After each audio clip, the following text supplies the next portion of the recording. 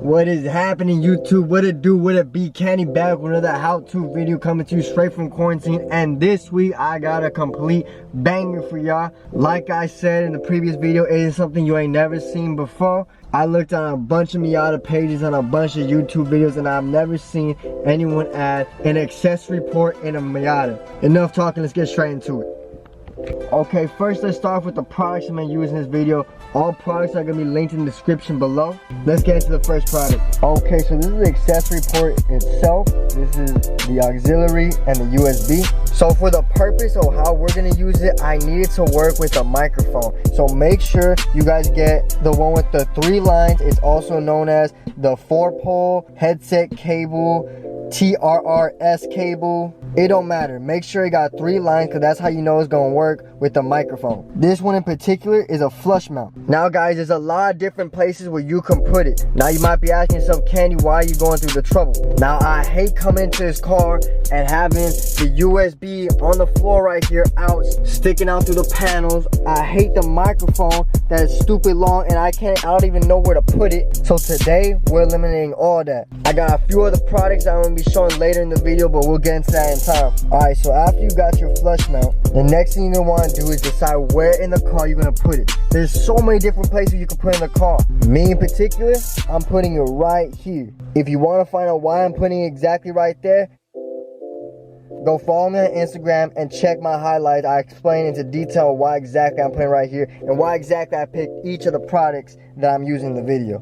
Enough talking, let's get straight into it. The first thing you need to do is remove the center console. If you guys do not know how to remove the center console, it's super easy. I went into a detailed video last week, so the link will be in the description below next to featured videos. Let's go ahead and remove the center console, make some measurements, and get everything mocked up.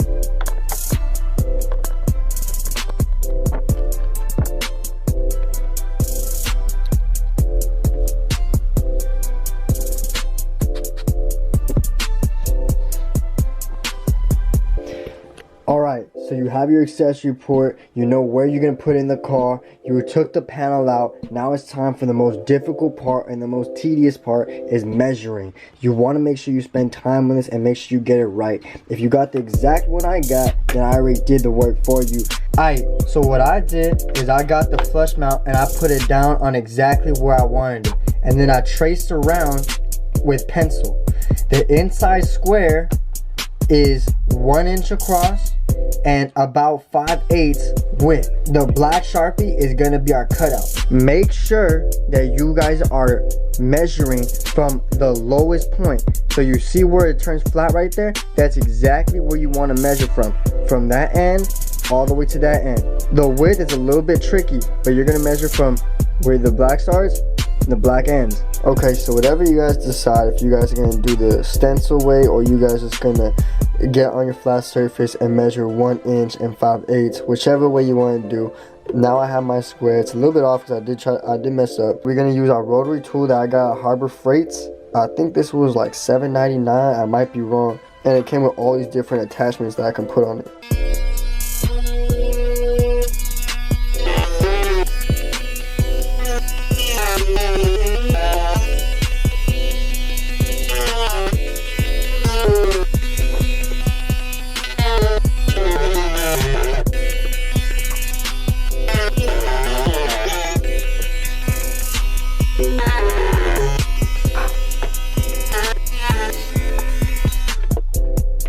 Alright, I don't know if you can tell, but so the size worked pretty good, the 1 inch, because the rotary tool isn't bigger than that.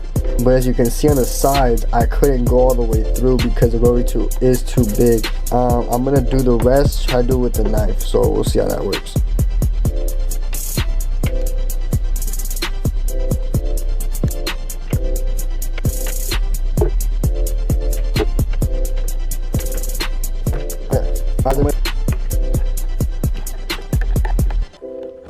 I'm just laying up to the plant.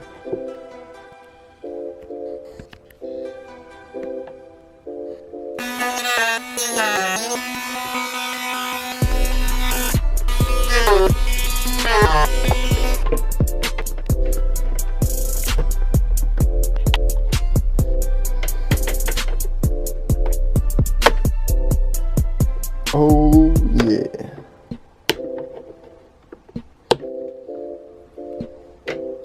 Nice.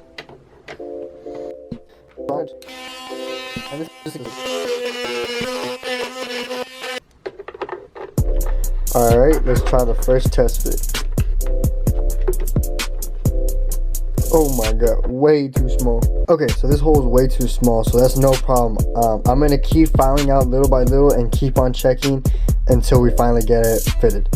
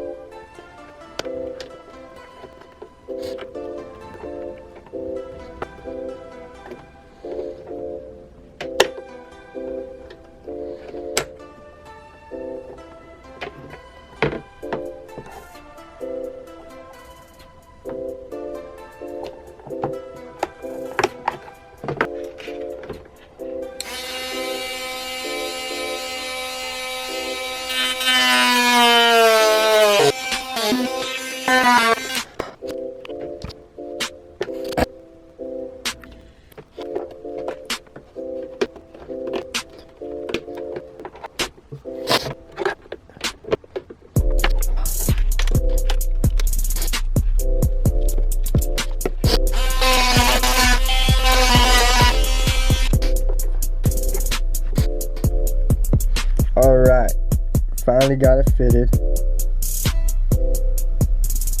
As you can see, there's no gap, but if I flip it around, there's a big gap because this thing is not straight whatsoever.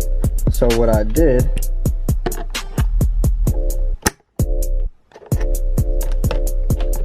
so using the rotary tool, I actually pushed those notches out that you see on the side, and those notches are for those two notches you see. That creates it not to be able to go flush right there on the ends. So cutting out those notches makes the top end sit flush, which is really what you're only going to be seeing. I went to the 99-cent store, picked up some gel super glue, because after doing all this hard work and cutting out a hole, I'm never gonna not want to have this flush mount in there and just see a gaping hole like that. So might as well make it a permanent solution. And I'm also gonna use foamable silicone around the edges and the bottom just to make it waterproof. And that's super extra, you guys don't need to do that. But I had some laying around, so might as well. Alright, so you finally got it flush against the panel, wherever you're gonna put it. Personally, I really don't like the gap, if you guys can see it. So all I've done is tape the surroundings with blue tape. And right now, how I'm planning to do it is I'm gonna use the super glue on the top where it's completely flush, and I'm gonna make sure it's not gonna move. And with the silicone, I'm gonna conform it in and around to all the sides, especially where the holes are, and especially where that gap is right there at the bottom. But the top is flushed against the panel, which is perfect because that's really the only part I'm gonna see. So right now what we're gonna do, I'm gonna scuff up the sides. I'm gonna apply super glue to the top half because that's the only part that really touches at the moment, and the rest is going to be filled in with silicone. After that, we're going to tuck everything into the panel, so we're going to just wire tuck it up and out of the way. Then I'm going to bring it to the car and show you guys why you don't want to connect it straight to your system. You're going to want to put extendos on each of these. First things first, let's use a 1500 grit, scuff up the entire spot.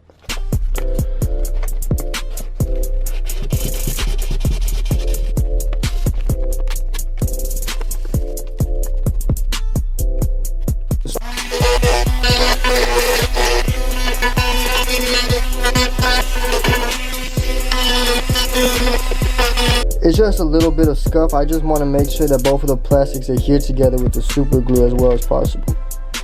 Alright, we're just going to apply a little amount of super glue. Just around in those notches that we placed. And we're going to try to get as low as possible, so make sure everything is adhering properly. Alright, with no time to lose, apply your mount. Make sure it's sitting exactly the way you want it and hold it down.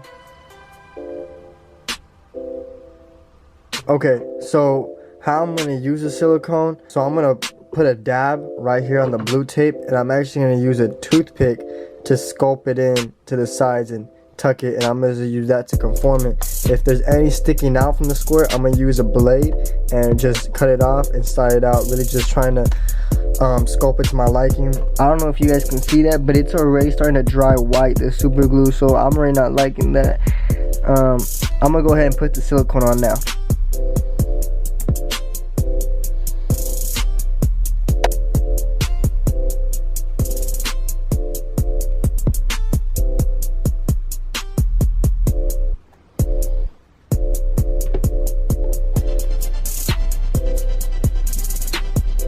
Tell me why I'm working so goddamn hard to make my flush mount flush.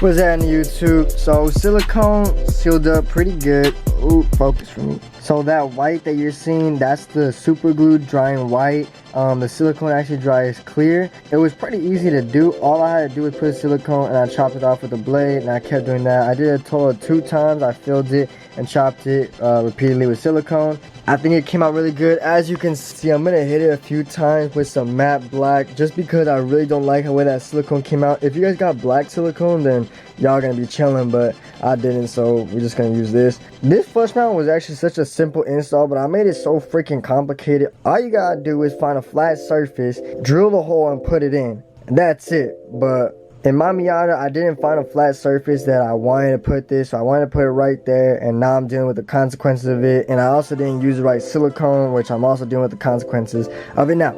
Anyways, gonna give it a couple coats of this and I'll be back.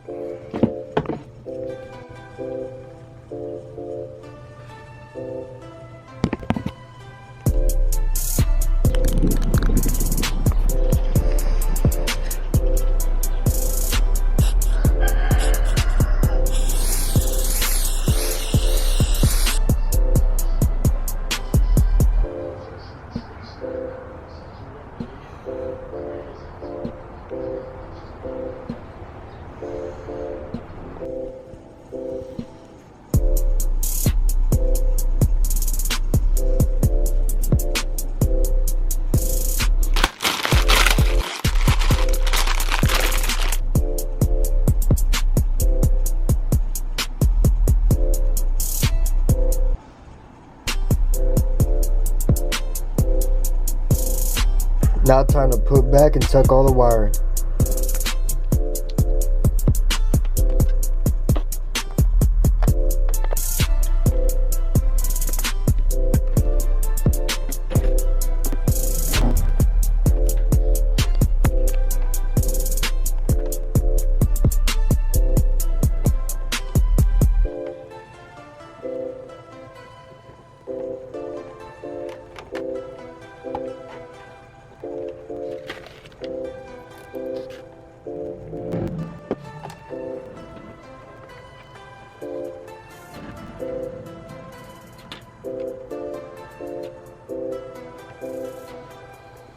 Alright, after you got the flush mount installed on the center console, what you're going to do is you want to remove the tombstone. If y'all don't know how to remove the tombstone, I have a video on it. It's in the link description below next to featured videos. Okay, after that, you're going to want to remove the 4 screws that are holding in your radio unit.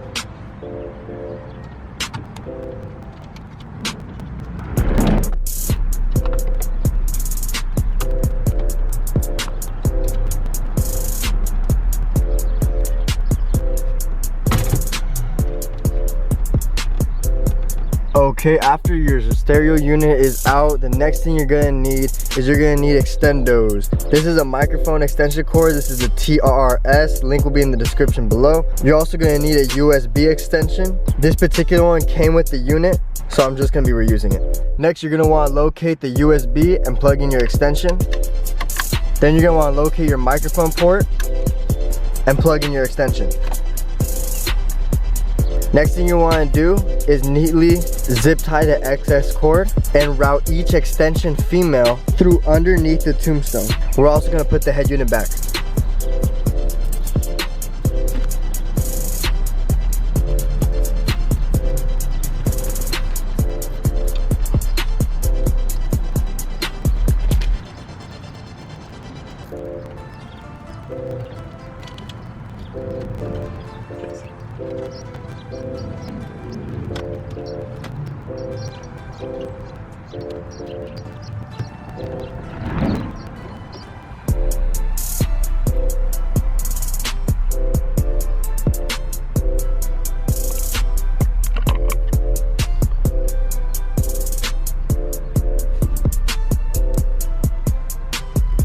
Once you have your head unit reinstalled and your extendo sticking out, you can go ahead and reinstall your tombstone.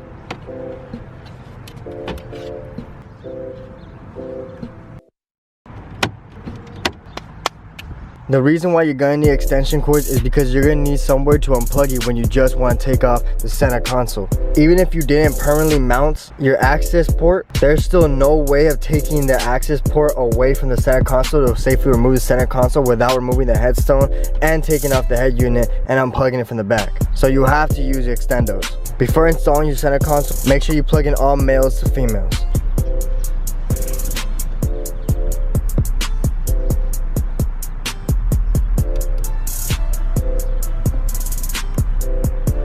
Alright, after that, reinstall your center console.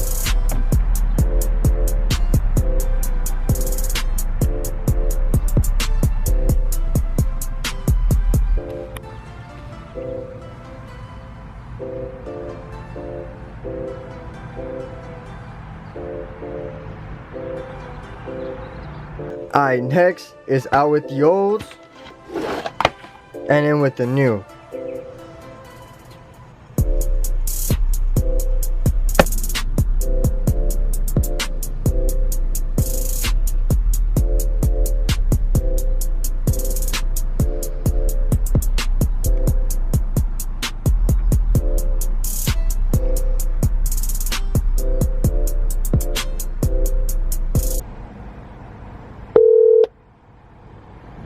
Hello? Hey bro, can you hear me? Ready, man?